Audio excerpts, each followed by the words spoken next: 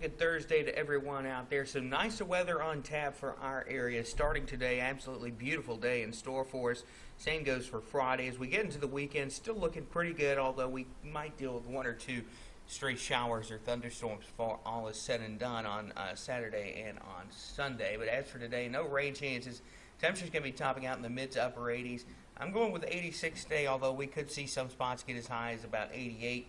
But there might be one or two spots that stay just below 86 degrees. We'll see how things work out, but some northerly breezes keeping things nice and comfortable as we go through the day. Futurecast shows we may deal with a couple of clouds here and there, but for the most part, we're going to stay partly cloudy and pretty nice, again, with those winds out of the north and the northeast. Again, temperature's going to be topping out generally in the mid to upper 80s today. Just depends on where you are as to how high that the mercury is going to climb, but all in all, a pretty good day in store for us. Futurecast keeps us dry over the next couple days. You'll notice back down to the south and west in Texas, dealing with a tropical storm. That is Harvey, and we'll have more on that in just a second. But the good news is for here, we're going to stay dry through the day today and the day on Friday. As we get into Saturday and Sunday, the potential for a pop-up shower exists, although Futurecast right now keeping us dry. A couple of the other models indicating that potential for a stray shower or thunderstorm. So here's what you can expect over the weekend. Again, still fairly nice out there. Not going to rule out a stray shower or storm, but most spots going to be a-okay. Here's Tropical Storm Harvey right now, spinning it in the Gulf of Mexico, looking much more impressive than it did this time yesterday morning. It's starting to rapidly intensify, unfortunately, as it heads towards landfall. Maximum winds at 45 miles an hour, moving to the northwest at 7 miles an hour. And so here's the track on this thing. This is not going to make direct landfall in Mississippi or Alabama, so no issues there.